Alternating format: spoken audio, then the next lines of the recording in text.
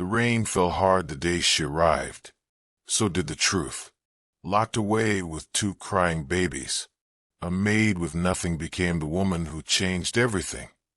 Rain traced trembling lines down Monique Tate's coat as she stood at the edge of the Ashford estate, her fingers clutching the wrought iron gate like a prayer. She had no choice but to be here. No money, no home. Just hope clinging to her like the damp wind. Beyond the gate, the mansion loomed like a tomb carved from luxury. Inside, billionaire Grant Ashford moved through its halls like a shadow, his grief for his late wife etched into every slow, silent step.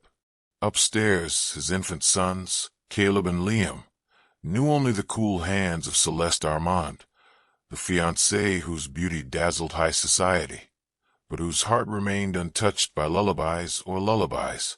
But the moment Monique crossed the threshold, something shifted. A startled cry from the nursery. 2 cribs. 2 tiny faces turned toward a stranger as if they'd been waiting for her all along. She stepped closer.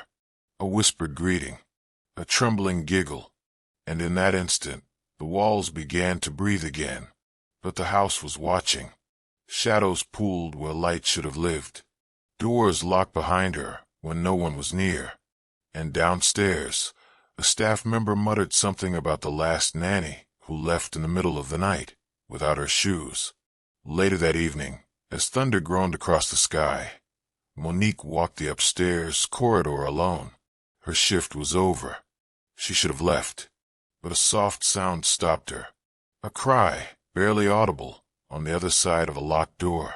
She reached out and placed her palm against the wood. It was warm and breathing. Before we dive into this emotional journey of love, loss, and redemption, if stories like this move your heart, don't forget to like, share, and subscribe. Let us know where in the world you are watching from. Now let's dive back into the story. Monique hadn't heard laughter in the Ashford mansion, not real, belly-deep laughter, in the entire week she'd been there. Only echoes, only instructions. Diapers are changed on the hour, not a minute late, said Celeste, her heels clicking against the polished marble floors like a metronome of control. And no coddling. They need order, not affection. Monique's heart sank every time she passed the nursery. Caleb and Liam rarely cried. Celeste made sure of that. The twins had been placed on what the staff whispered was a silent regime. Crying was ignored. Smiles were discouraged. And holding them? Don't pick them up unless I say so. Celeste had snapped the second day. Her red lipstick hadn't moved, but her voice was sharp enough to cut. Still, Monique couldn't help it. That afternoon, while Celeste was out for a spa appointment and the baby monitor buzzed softly, she tiptoed in. Caleb lay awake, his little chest rising and falling fast. No wails, just quiet distress. She picked him up anyway. His body stilled instantly, his head tucking into her neck like he'd finally come home. She sank into the rocker, humming the old gospel lullaby her mother used to sing, his eyes on the sparrow. By the second verse, Caleb was asleep. Tiny fingers curled around the chain of her thrift store cross necklace. She exhaled for what felt like the first time that day. "Lord," she whispered, eyes wet, "how could anyone look at these babies and not see you?" Later that evening, she passed a pair of kitchen maids whispering over dishes. "I heard she didn't even want kids," one said. "Celeste told Grant to hire a full-time nanny and just leave them upstairs." "Doesn't surprise me," the other replied.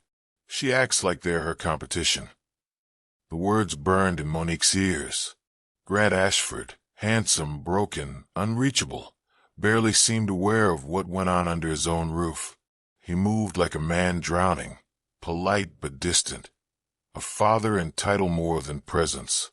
And Celeste, she was always watching, not always visibly. Sometimes it was the scent of her perfume in a room Monique had just entered. Sometimes it was the strange silence that fell when her heels approached. But that night, Monique felt her eyes. She was placing Liam gently in his crib when she sensed it, the cold tingle of being observed. She turned slowly. Across the nursery, just beyond the cracked open door, Celeste stood in the hallway, unmoving. Her eyes weren't angry. They were calculating. And that was worse. Monique tucked the blanket tighter around Liam, her hand trembling slightly. "Father," she prayed in her spirit, "if there's a battle coming, please help me stand in the gap for these babies." Outside, the wind howled, and inside, the hallway light flickered once, then twice, and Celeste disappeared from view. The morning started with coughing. At first, Monique thought Caleb was just fussing in his crib, but when she stepped into the nursery, her heart clenched. His little body was flushed with fever, cheeks blotchy, breath ragged. "I think something's wrong with Caleb," she said gently to Celeste, who was sipping from a crystal glass near the window. Celeste didn't look up. "Then call the pediatrician. And don't pick him up. He'll cry harder if you baby him." "But he's burning up." I said no. The moment Celeste left the room, Monique gathered Caleb into her arms. His cries hitched into sobs, then hiccups. Liam started wailing too, desperate not to be left alone. So she sat on the rocking chair, both twins in her lap, their tiny faces buried against her chest, her hands stroking their downy heads. "Hush now," she whispered, humming a hymn under her breath. "Come unto me, all ye that labor and are heavy laden." Peace settled over the room, like warm sunlight after a storm. That's when she heard footsteps, and turned to find Grant Ashford standing in the doorway. He said nothing, just stared, his eyes, red-rimmed from too many sleepless nights, locked on hers, then dropped to his son's. Monique felt the air shift, like something sacred had cracked open between them. He cleared his throat. "They look safe with you." Monique blinked back tears. "They just need to be held, sir." He nodded, slowly, and left without another word. But peace doesn't linger long in the Ashford house. Later that evening, Celeste stormed into the laundry room, where Monique was folding bibs. "I saw you," she hissed, stepping in close. Her voice was venom-wrapped in velvet. "Stay away from my family." Monique opened her mouth, but nothing came out. The hatred in Celeste's eyes stunned her silent. By morning, whispers floated among the staff. Celeste had called the agency. Monique would be reassigned. But this time, Grant didn't stay quiet. In the sunroom, where Celeste lounged with a mimosa, he spoke calmly, but firmly. "The babies like her, Celeste. Maybe that's what they need right now." Celeste's smile didn't reach her eyes. "You're too soft. That's your problem." Later, in the nursery, Monique picked up the baby monitor to recharge it, and froze. A saved recording. Celeste's voice. Cold, angry, hissing through clenched teeth. "Stop crying. You're just like your mother, weak and useless." Monique's stomach turned. She nearly dropped the monitor. That night, she sat on the edge of her cot in the small staff quarters, suitcase half-zipped. Maybe it was time to leave. But before she could stand, tiny feet pitter-pattered across the floor. Caleb and Liam had crawled out of their crib. They tugged at her shirt, whimpering, eyes wide and wet. She sank to the floor, arms wrapping around them both. "Lord," she whispered, "if you want me to stay, show me how to fight." Behind her, a door creaked. She turned. Celeste stood in the shadows, arms crossed, lips curled into something cruel. This wasn't jealousy anymore. It was war. The thunder had started before noon. By 3 p.m., the sky outside the Ashford mansion was thick with gray, the kind that pressed against the windows and made the house feel like a cage. Monique had been assigned to scrub the guest bathroom on the far side of the estate, a task normally left for the janitorial staff. But today, Celeste had handed her a bucket and gloves with a sugar-coated smile. "Make sure you bleach the grout. It's absolutely filthy," she said, waving a manicured hand. Monique swallowed her frustration. "Yes, ma'am." She didn't get far before she heard them. Soft cries echoing down the hallway. The twins. She turned back, towel in hand, when Celeste appeared, stepping out from the shadows like a ghost made of perfume and rage. "Go and see your little fan club?" she said, voice dripping contempt. "Don't think I don't notice. The way they reach for you. The way Grant looks at you." Monique froze. "I've never." "You're stealing their affection," Celeste snapped, stepping closer. "They're mine now. My family. You think rocking them to sleep makes you a saint." Then came the sound that tipped everything.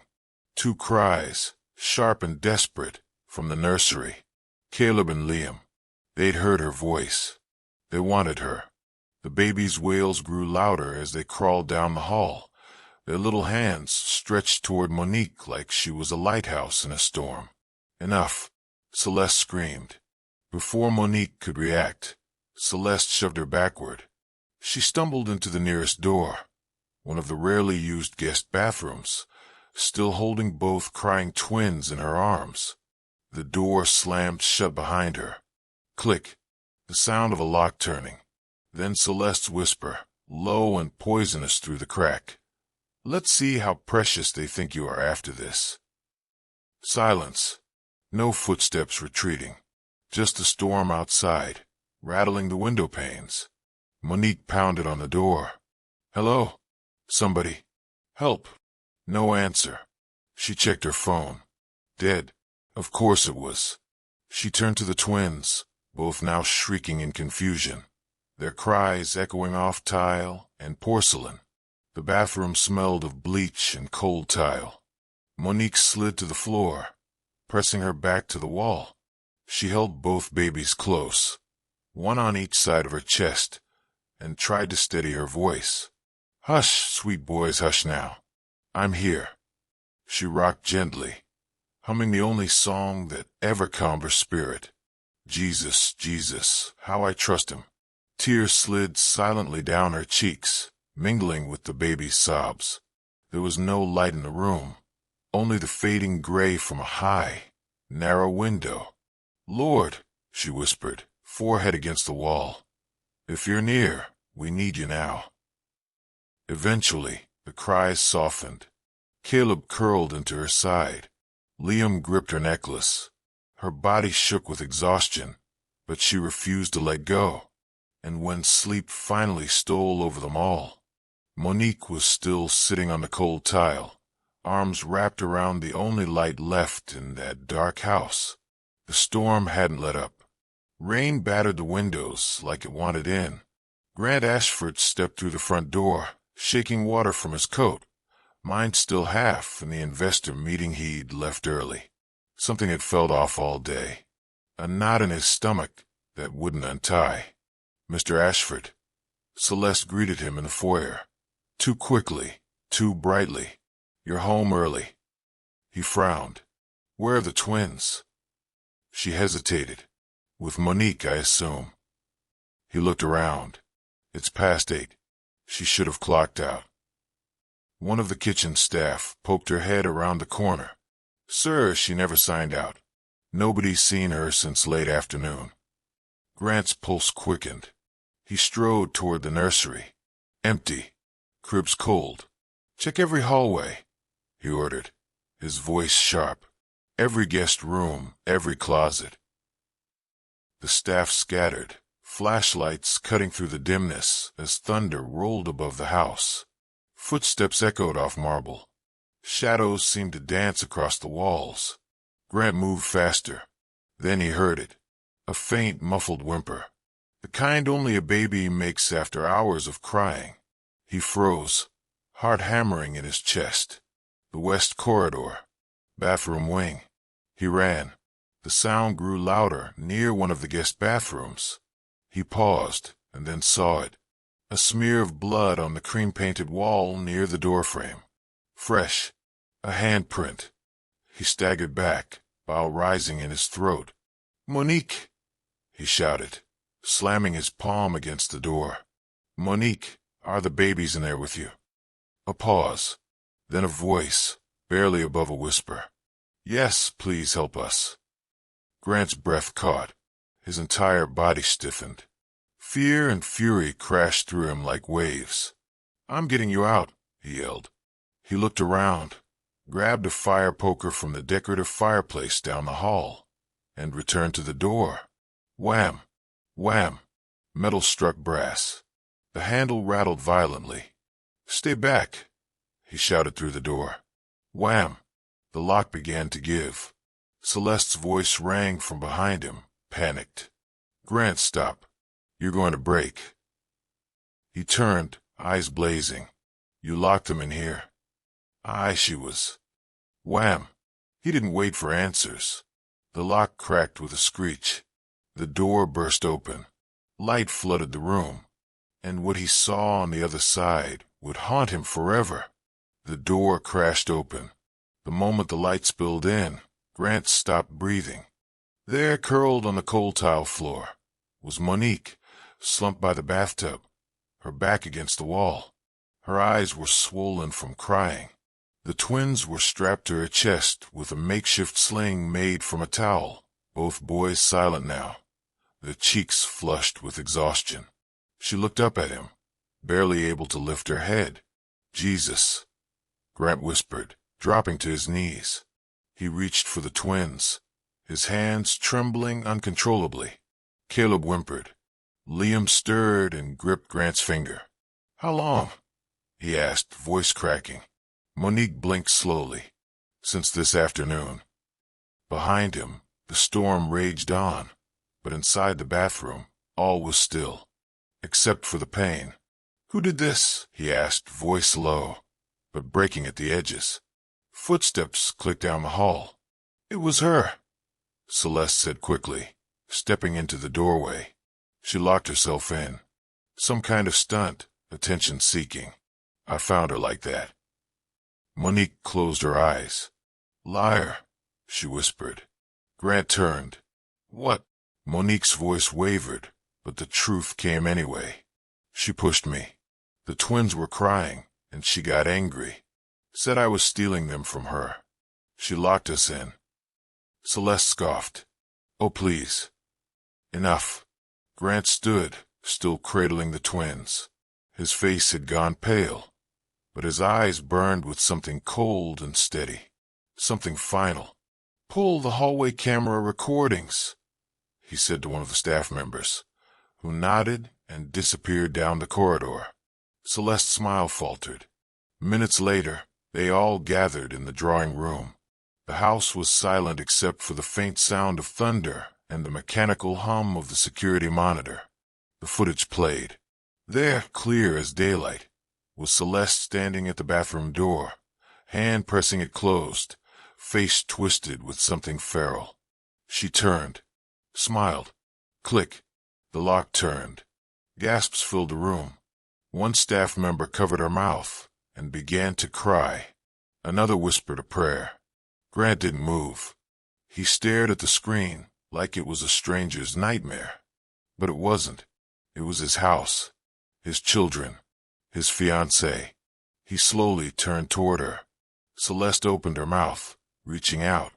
"Grant, I didn't. You almost killed my children." His voice was quiet, terrifyingly calm. Celeste took a step back.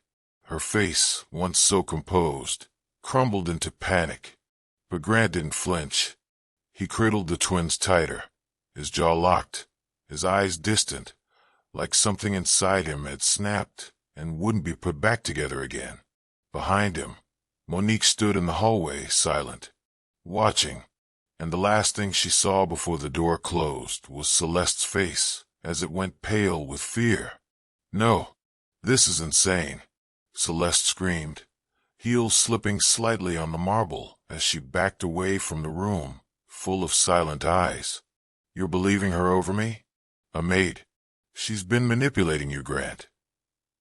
Monique stood in the corner, pale, trembling. one hand gripping the wall to stay upright. Grant didn't move. He held both boys gently in his arms, one asleep, the other watching with wide, scared eyes. When he finally spoke, his voice was soft. "Cold. Don't raise your voice. Not in front of my children." Celeste's lips quivered. "I've given everything for this family." "No," Grant said, eyes fixed on her. "You gave nothing but control and cruelty. My children needed safety. You gave them fear." Her breath caught. "You don't mean that." "I do," he said. "We're done." He turned to the staff, his voice unwavering. "Effective immediately. The engagement is over. She is no longer welcome in this house." A gasp rippled through the room. "No, no, no." Celeste backed away further, mascara streaking down her face. "You can't do this to me. I built this life with you." Outside, a clap of thunder shook the windows, as if creation itself answered back. Minutes later, a staff member approached, phone in hand. "Sir, the media's already picked up the story. Security says there's paparazzi at the front gates. Her sponsors are pulling out." Celeste's head snapped toward the foyer. "What?" She rushed to her phone. Notifications buzzed like flies, statements from brands distancing themselves, headlines spreading online like wildfire. Grant Ashford calls off engagement after scandal. Children found locked in bathroom. Celeste Armand's empire in ruins. "No," she breathed, face pale as porcelain. "I'm trending." She turned, voice breaking into desperation. "Grant, you need me. You said we were building a future." Grant didn't flinch. "We were. But I'm building something different now. Truth, safety, peace. My boys deserve better. So do I." He looked to security. "Escort her out." Celeste's mouth opened, then closed. She looked around the room, no sympathy, only silence. Two guards stepped forward, guiding her toward the door. As it opened, the storm outside screamed through the hallway. Rain lashed against the stone steps as she stumbled into the night, soaking instantly. She turned once more, mascara bleeding, but Grant had already turned away. The door closed with a finality that felt biblical. Monique's knees buckled. She slid to the floor, breath hitching. Emotion and exhaustion collided like thunder in her chest. "Monique." Grant rushed to her side, kneeling, still holding the twins. She blinked up at him, her lips forming barely a whisper. "They're safe now." Then everything went dark. Monique woke to warmth. Soft sheets, clean blankets, a faint smell of lavender and something comforting, maybe peace. For a moment, she thought she was dreaming. But when she turned her head, she saw a rocking chair beside the window, bathed in morning light, a crib nearby, and Grant Ashford standing at the foot of the bed, holding a steaming mug of tea in his hands. "You're safe," he said gently, his voice rough with emotion. She tried to sit up. "The twins. They're fine," he said quickly, "sleeping just across the hall. But when they woke up this morning, they crawled straight to your door." As if on cue, soft pattering feet echoed in the hallway. Then the door creaked open, and two pajama-clad boys toddled in. "Moni," Liam said sleepily, his tiny arms outstretched. Monique opened her arms, and both twins nestled into her lap, like she was made of home. Grant watched, his eyes glistening. "I failed them," he whispered, voice breaking. "I thought giving them a stable life meant structure and wealth, but I forgot to give them love." Monique shook her head, holding the boys tighter. "You were grieving. We all break in different ways." He nodded, swallowing hard. "But you didn't break. You became their anchor." That day marked a shift. Monique stayed, not as a maid, but as something more sacred. She became their comfort, their laughter, their light. And Grant changed, too. He started showing up, at bath time, Story time, breakfast. He learned how to make silly voices, how to carry two sleepy toddlers at once, and how to pray out loud again. One night, Monique walked past the nursery and paused. Grant was on the floor, a twin in each arm, reading The Runaway Bunny with such tenderness it made her eyes sting. The house transformed, one small miracle at a time. Rooms that had been locked for months were opened. The windows stayed uncovered, sun pouring in. Laughter echoed down halls that once only knew silence. The staff smiled again. Even the flowers in the garden seemed to bloom brighter. And still, Grant kept his distance, gentle, present, but respectful, never crossing lines, never asking more of Monique than she could give. He knew trust was a slow-growing thing. Late one evening, Monique wandered into the upstairs study. Her steps slowed as her eyes landed on a framed photo sitting on the piano. A woman, smiling radiant, held two newborns in her arms. Mrs. Ashford. Monique stepped closer, her hand gently touching the edge of the frame. "I don't know who you were," she whispered, "but I see your boys. And I promise I'll protect them. I'll love them like you would have." A wind moved through the curtains, soft and warm, almost like a whisper.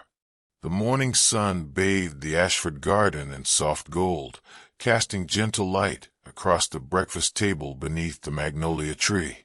Birds sang in the distance, and for the first time in a long time, the house behind them felt like a home. Monique sat on a white wicker chair, wearing one of the dresses the staff insisted she keep from the spare wardrobe. It wasn't designer. It was better, clean, soft, real. Caleb and Liam were playing in the grass, chasing each other around a blanket of wildflowers. Their laughter bubbled up like a hymn. Grant poured her a cup of tea and sat across from her, something hidden in his palm. "I wanted to give you something," he said, voice low. She tilted her head, curious. He reached across the table and gently opened his hand. A delicate necklace lay in his palm, two tiny silver charms, each engraved with a letter, C and L. Her breath caught. "Caleb and Liam." He smiled. "You saved their lives, Monique, and you saved mine too." Tears welled in her eyes. She reached out, her fingers brushing his as she lifted the necklace. "Thank you. I don't deserve." "You do," he interrupted softly. "You showed up when no one else did. You stayed. When it got dark, you became light." A giggle broke through the quiet. Caleb had toddled over, tugging at Monique's skirt. Liam followed, both boys clambering into her lap like they belonged there, which by now they did. Then it happened. Caleb placed a chubby hand on her cheek and looked up with wide, joyful eyes. "Mama." Time stopped. Monique blinked, lips parting. Liam echoed the word, pointing to her with a proud little grin. "Mama." Her hands flew to her mouth as tears spilled freely. "Oh, babies." Grant's eyes shimmered. He didn't correct them, didn't say a word. He just sat there, watching her hold them, his face etched with a quiet awe that said everything words never could. And then, slowly, reverently, he reached across the table and took her hand in his. "Stay," he said. "Not as staff, not as help." She looked up, trembling. "As family." The silence that followed wasn't empty. It was full of things unspoken but deeply understood. Grace, redemption, the way God rebuilds from ruins. Later that evening, the windows in the mansion stayed open. The hallways were warm with light. The kitchen smelled of fresh bread. Music played faintly in the background, an old gospel song about mercy that Monique's mother used to hum while folding laundry. She stood by the nursery door, necklace resting over her heart, and glanced around the home that had once been a prison of grief. Now it was filled with love. Not perfect, not polished, but real. Sometimes love isn't born in romance or riches. Sometimes love begins behind a locked door, in the arms of the one who chose to stay, in the heart of the one who refused to let the darkness win. If this story moved your heart, don't forget to like, share, and subscribe, because someone else might need this reminder that love, faith, and healing are still possible.